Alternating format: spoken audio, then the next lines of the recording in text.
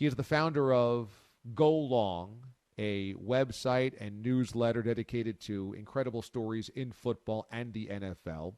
And he certainly has his sources from his days in Green Bay covering the Packers for the Journal-Sentinel. Joining us this morning on the show, you can watch him on the simulcast at watchda.com and on Twitch as well, our friend Tyler Dunne. Ty, good morning. How you doing? DA, good morning, brother. How you been? Thanks so much for having me. I'm good. I would say that this Rodgers story could have dropped on any other week other than draft week, and I would have been really happy because it could fill a lot of airtime, except on draft night. We didn't need it on draft night. How long, going back before last Thursday, did you have a sense that there was some real friction there? Well, you're in good news, too, because I don't think this is going away anytime soon. We're going to be talking about Aaron Rodgers for a while. You know what? Obviously Adam Schefter put it out draft night, and as he kind of said, it was definitely building up. And I had heard things here and there. I did like a discussion thread with my subscribers at Go Long, I want to say a week or two before that. And I had heard from somebody with the Packers that, that the negotiations were getting a little frustrated on their part, that they were doing, what they could, and they were willing to restructure and make him a very rich man if he would just move money around in a way that would allow them to sign a free agent that he wanted. So wasn't really sure what to make of that, but the fact that there was frustration from the Packers side. And then I heard, they were looking at these quarterbacks in this draft. One day two guy that I know for sure with the GM in on that meeting. And it's kind of strange, right? Like, why would they be doing this? I know they do their due diligence, but it seemed like it was kind of serious interest. And now we know in retrospect, they were preparing for this nuclear explosion from Aaron Rodgers. So if they are looking at a quarterback on the second day before draft day, were they expecting Aaron Rodgers not to play another snap for them? I think they're keeping all options on the table, and publicly they've been saying again and again and again, they want Aaron Rodgers to be their quarterback. I believe them. I mean, you want your MVP back, DA, but at some point, and this is what's really interesting to me with this whole stalemate, if you're Green Bay, if you're Mark Murphy, Brian Gutekunst, even Matt LaFleur, at what point do you just say enough is enough? I mean, I know he's unbelievably talented, but as you kind of referenced at the top, this is nothing new. I mean, they've seen this before. They've seen things like those Jerry Krause text messages before. Obviously, a head coach was fired. They got him a new coach. They gave him control at the line of scrimmage. They surrounded him with weapons. I don't know what else the Packers would need to do to make him happy. At some point, you just have to say, we know you're really, really good, right? We know you're really, really good. But if we can get X, Y, and Z for you and just get behind Jordan Love, it sounds crazy. I think Green Bay is getting to that point. And that's me saying it, not necessarily somebody with the team, but I would have to think they're getting to that point, especially when Aaron Rodgers is leaving you no other options. He's dug in, man. I'm telling you, he is dug in. I can't see him changing his mind. Everybody I talk to says this guy isn't going to change his mind. At some point, you almost have to stop fawning over him publicly and chart a new direction as an organization. Tyler Dunne joins us this morning on the show, longtime NFL writer, formerly covering the Packers for the Milwaukee Journal-Sentinel. So when we hear the report that he wants Gutekunst fired, that feels like there is an open door for him to come back if they do what he wants, which is fire the GM. Do you believe that would bring Rodgers back, or is every bridge burned here? It's a great question. I think it would. Somebody that used to work in that front office with the Packers, who's pretty plugged in, basically told me they'd have to basically make him the owner of the team. Give him all control, all personnel. Wow. Yeah, I mean, he said that if you're complaining about a six-string receiver being let go after you praised him, that says a lot. He was upset about the Jordy Nelson thing, in addition to the Jake Kumaro thing.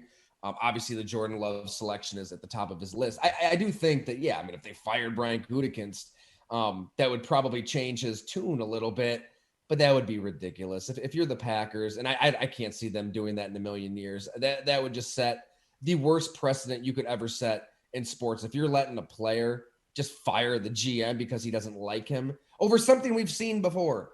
right? This isn't new. Hall of Fame quarterbacks have had quarterbacks drafted before. I get it. Green Bay's old school, right? They probably should have dealt with Aaron Rodgers in a more delicate manner, because if anybody knows how this guy's wired, how petty he is, how he might be a little childish through some of it, it should be Green Bay. They're not blameless here. They should know how he's going to react to a Jordan Love pick and handle it a lot better than they did. But the action itself and what Green Bay is doing, I don't know. I think that it's in management. I think they're a little like, what else do you want? I mean, they're willing to make him the highest paid quarterback now. Bob McGinn reported they're willing to rework his contract in several different ways.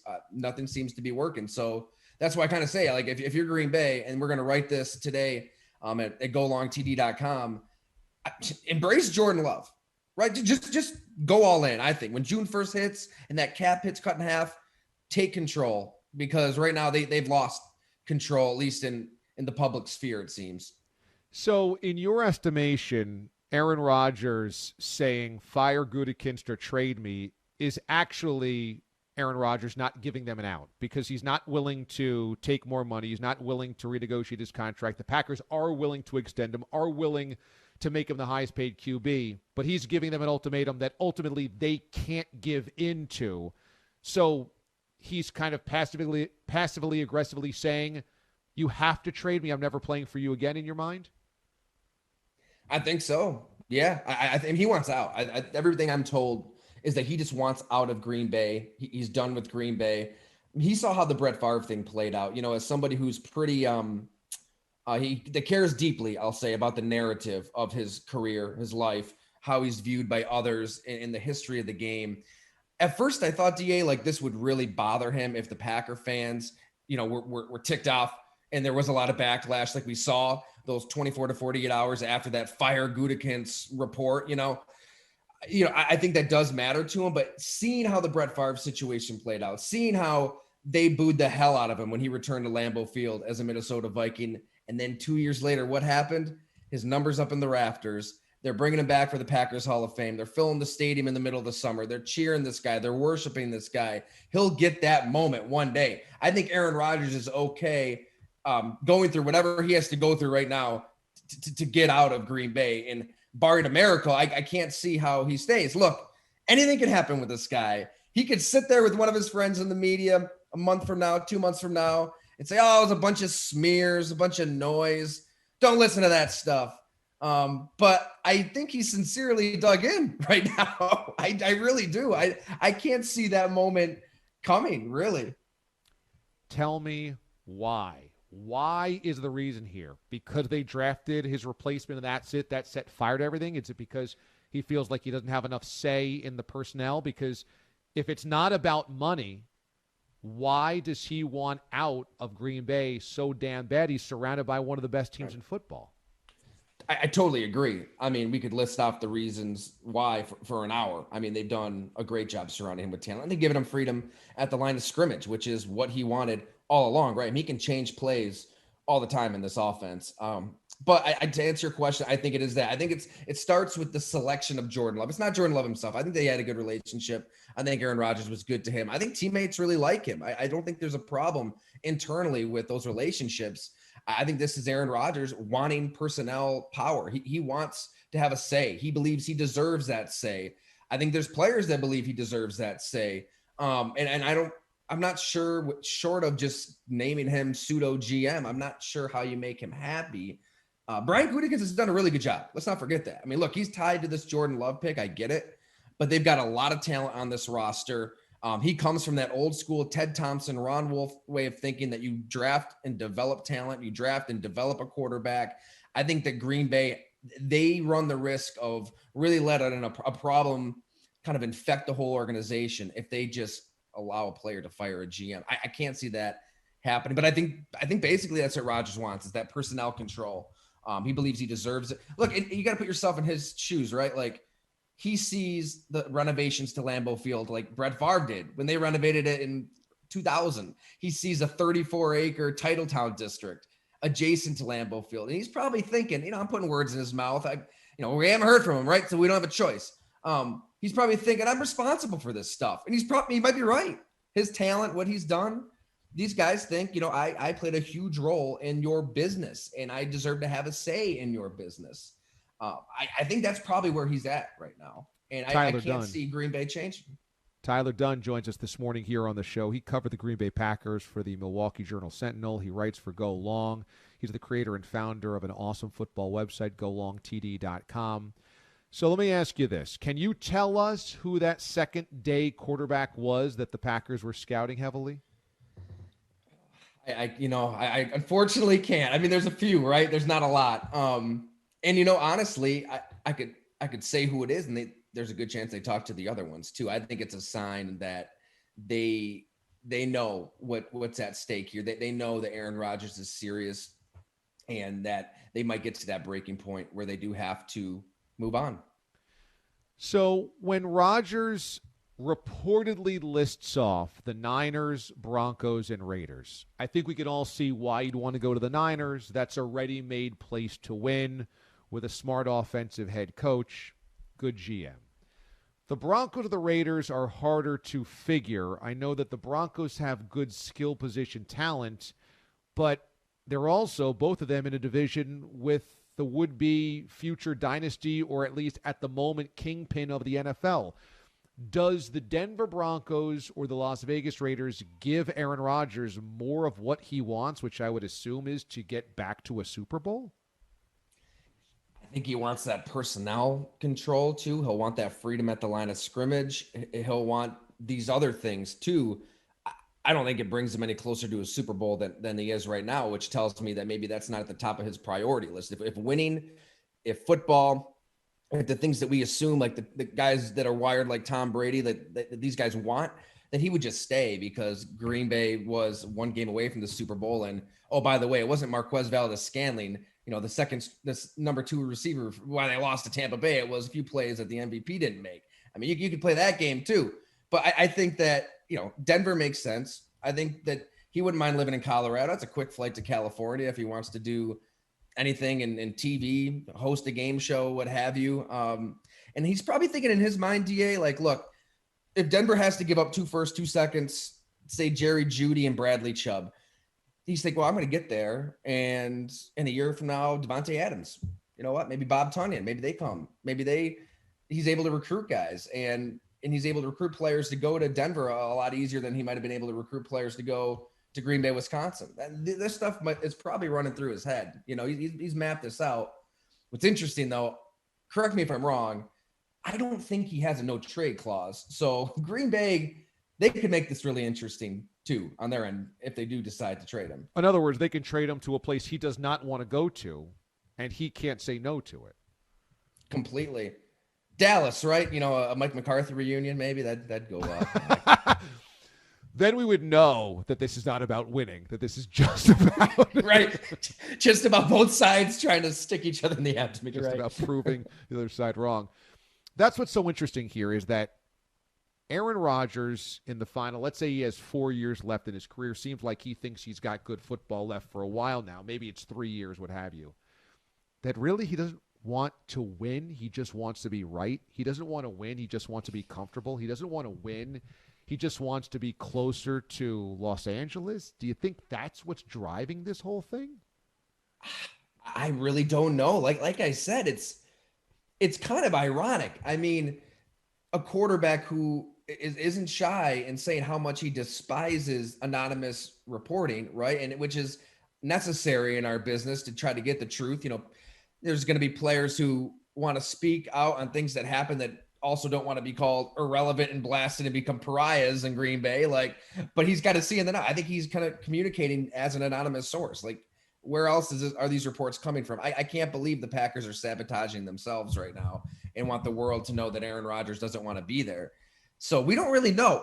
We haven't heard from him. I would think at some point we do hear from Aaron Rodgers. I bet you winning's important, but if it was number one, if it was the end all be all, then he would just stay in Green Bay, because it's objectively a loaded roster that can win a Super Bowl right now. Yeah, and Rodgers is obviously playing both sides of the fence here, because he has a chance over the last week to deny the reports and to support Brian Gutekunst or support the Packers and has not done so. But the only thing he has said is he told Mike Tirico at the Derby he's disappointed the rift became public. So he's also not denying it. But he's not going public either. So he's letting everything fester because he's enjoying watching the field blow up, the mines explode, and Gutekunst and the Packers take all the shrapnel. He's loving this right now.